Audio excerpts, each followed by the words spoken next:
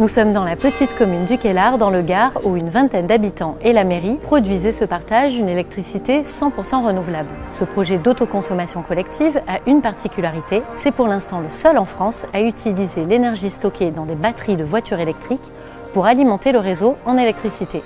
Allons voir comment ça marche.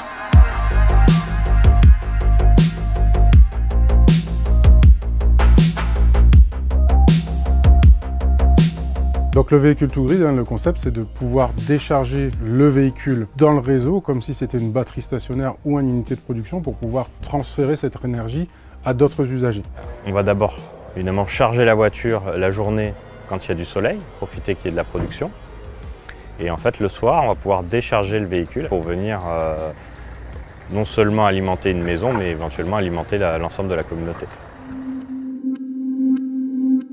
On a commencé à discuter avec les voisins et la mairie sur la potentialité d'un projet d'autoconsommation collective donc en 2020 qui avait un objectif à la base expérimental et de commencer nous de notre côté à développer des solutions pour les optimiser. Dès le départ, on a voulu intégrer au plus largement possible ce qu'on appelle les ressources distribuées potentielles. Donc on a à la fois les ressources de production, donc panneaux solaires, mais on veut aussi être indépendant et valoriser le maximum les sources de flexibilité ou de stockage, notamment en intégrant des batteries. On est une des seules communautés avec des batteries intégrées, et aussi les véhicules. La technologie véhicule to grid, qui existe quand même depuis quelques années, notamment dans d'autres pays, on les a un peu implantés ici pour les tester, puisqu'on a une vraie croyance dans le fait que la mobilité, notamment la mobilité qui devient électrique, et donc la production électrique, elle devient de plus en plus perméable, et qu'à un moment ou à un autre, on peut aller valoriser autrement des ressources qui n'étaient pas prévues pour ça au départ. Une solution prometteuse dans un contexte où la voiture électrique devrait s'imposer dans nos mobilités. Mais pour l'instant, cette technologie qui nécessite l'installation d'une borne bidirectionnelle n'est compatible qu'avec un petit nombre de modèles de voitures électriques. Aujourd'hui, on est limité sur des véhicules qui permettent cette fonctionnalité-là. Ici, ce qu'on a installé, c'est le format CHAdeMO, parce que c'est aujourd'hui le format qu'on peut acheter et installer en termes de bornes de recharge.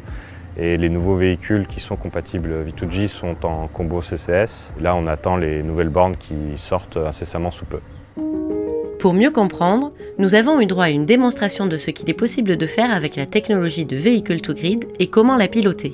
Donc là, en fait, on a le véhicule qui est en train de décharger dans la borne qui décharge dans la maison qui est en train, en fait, on est en train d'injecter via le compteur. Donc le compteur est passé en mode producteur, ça passe par le réseau électrique et la maison d'à côté, on récupère donc l'énergie par le compteur Enedis et là on est en train de charger le véhicule, donc l'électricité qui arrive de ce véhicule, on l'attribue à ce véhicule en passant par le réseau Enedis.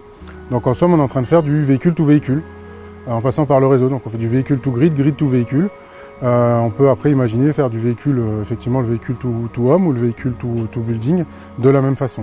Donc là c'est un peu la représentation de ce qu'on peut faire avec les technologies véhicule to grid et de smart charging. Comme je suis en train de charger, je consomme 8000, donc je viens tirer sur de l'énergie disponible de la communauté, il en reste encore 6000, dont l'énergie qui vient de la borne de recharge. Donc si j'arrête la décharge, on va se retrouver avec moins d'énergie disponible de ce côté-là, et si j'arrête la charge, on va se retrouver avec plus d'énergie disponible pour les autres.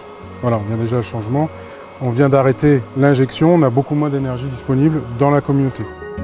Aujourd'hui, la voiture vient chaque mois effacer environ entre 50 et 150 kWh de consommation. C'est plutôt pas mal, voilà. Donc ça peut permettre de couvrir l'équivalent d'une fin de soirée de 2 ou 3 maisons qui sont en train de finir de produire et de commencer à consommer sur le réseau. Donc on va venir plutôt allonger la durée de vie d'utilisation du renouvelable sur 2 ou 3 heures sur 2 ou 3 maisons. Convaincue par le potentiel de cette solution, la mairie du Quellard, qui fait partie de la communauté d'autoconsommation, a fait l'acquisition pour la police municipale d'un utilitaire compatible véhicule to grid. Avec cette technologie, les besoins de mobilité et les besoins énergétiques deviennent complémentaires. Plutôt que d'investir dans des batteries, dans votre garage, vous investissez dans le véhicule, vous pouvez stocker vos surplus dans votre véhicule et vous pouvez les consommer ou les revendre aux autres participants de la communauté. On est vraiment dans une espèce d'essayer de changer un usage, l'usage de la mobilité et de la gestion de l'énergie. Donc il n'y a pas de grande révolution, il n'y a pas des jours où on se dit bah non je ne vais pas conduire aujourd'hui. Il n'y a pas de contrainte, si j'ai besoin de la voiture qu'elle est chargée, je la prends. Et dans tous les cas, je ne descends jamais en dessous d'un niveau de charge qui ne me permettra pas de faire ma journée. Donc on coupe la batterie de la voiture en portions qui sont mobilisables pour le système et en portions qui sont restées pour la mobilité.